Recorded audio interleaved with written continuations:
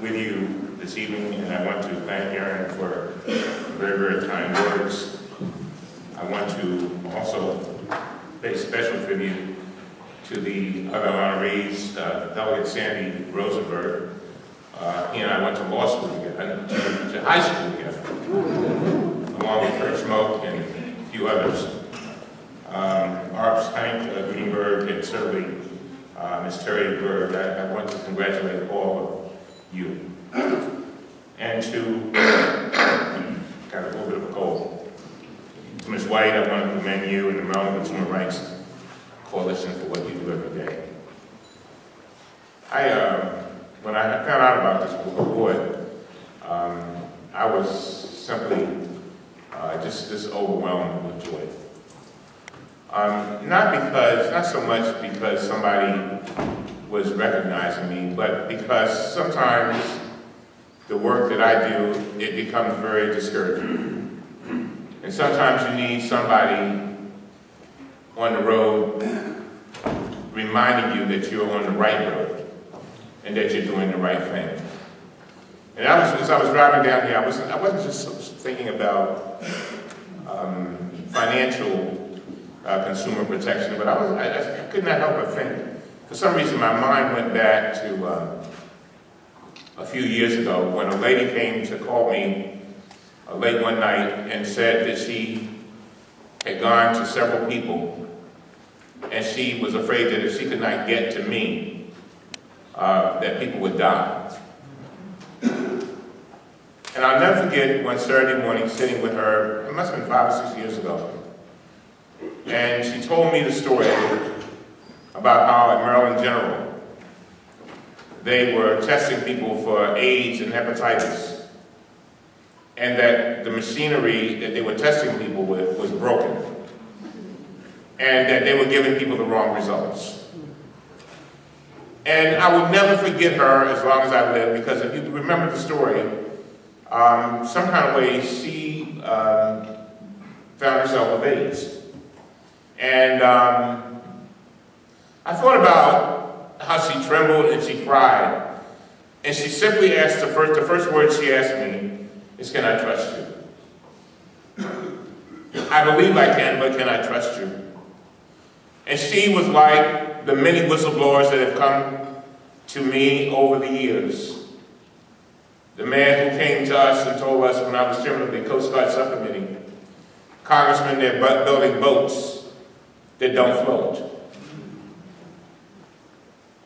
And then others who have told us about instruments that the Coast Guard was using that were supposed to have the radar was supposed to be for 360 degrees, and they were only for 180 degrees. Then I think about the man who came to me talking about AIG and how they were about to give these bonuses to people who had basically brought our economy down. Ladies and gentlemen, I guess the reason why I'm mentioning all of these things is that, and I asked myself, I said, "Hey, Elijah," I talk to myself a lot. Don't laugh, a lot of you all do too. And I'm not going to be long, but I want to leave you with something. I said, "Hey, Elijah, why do you do what you do?" And I realized that a lot of what I do comes out of my own pain. The reason why I work so hard on foreclosure is because I remember the day when I was in law school. And I was supposed to get my check, my financial aid check on a Monday, and it got delayed. And I was supposed, so that it delayed until Tuesday. I went to the landlord and said, "Look, you know, I know I got to pay my rent. I'm doing the best I can. And you just got to give me another day." He said, "Okay, I'll give you another day." And so I rushed off to get my check that morning, and when I got back, all my stuff was on the pavement. I will never forget it, and I feel the pain right now. Senator Kelly, I feel the pain right now.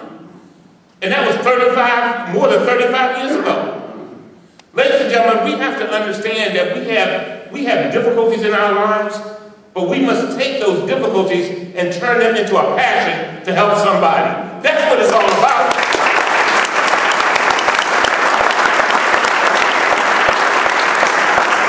When I was the other day. I always do a little survey, particularly at places where people are helping other people. And so I asked 13 people.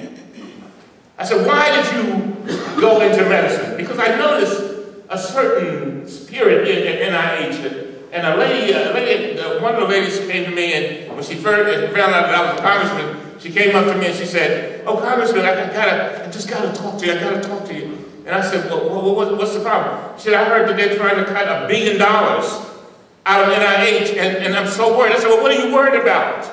Are you worried about your job?" She says, "I'm not worried about my job. I'm not worried about my..." I said, "Well, wait a minute now." I said, "You worried about furloughs?" "I'm not worried about furloughs."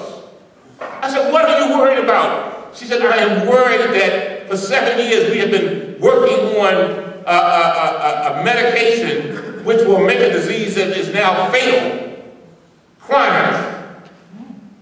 And I'm so worried that if they cut that $1 billion off, we will never get to the solution. That's what I'm worried about. And that's why people like you make a difference.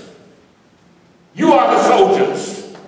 You are the ones that constantly stand up for people who cannot stand up for themselves. You are the ones who stand up for people who don't even have the wherewithal to even know that they're being wronged. That's why I came by here, to let you know that you are so important. It's not about Elijah Cummings. No, it's bigger than me.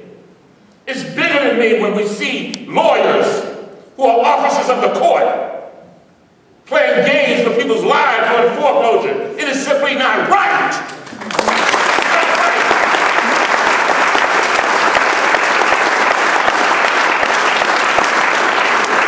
Things that you would think a lawyer would be disbarred for.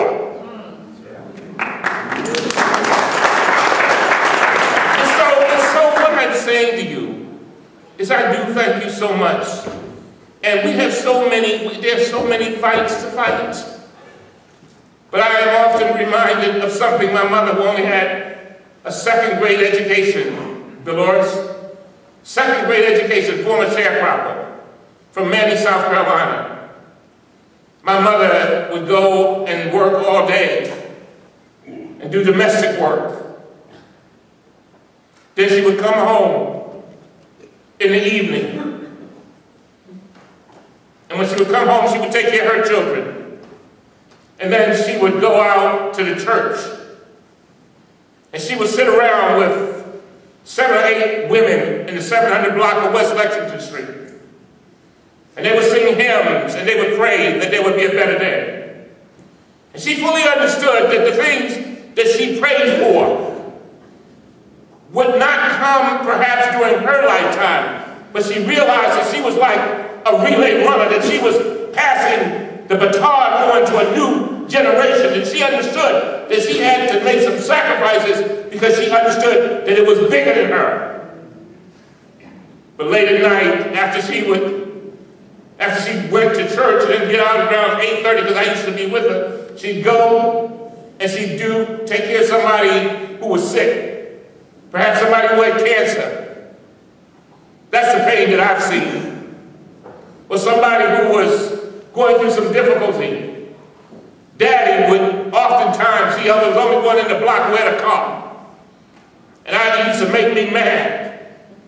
Because he would go and run people all around and take them to the hospital, take them to the supermarket, take them all over the place. And they would say, "Well, hey, Mr. Cummings, we want to give you 50 cents to cover your gas." And he'd say, no. That's where I've come from. That's where I've come from.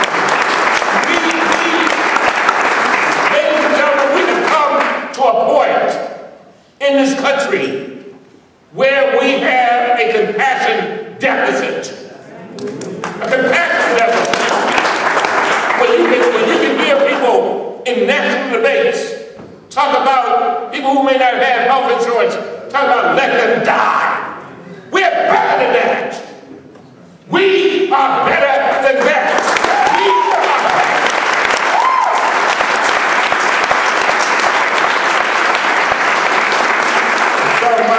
I leave these words with you.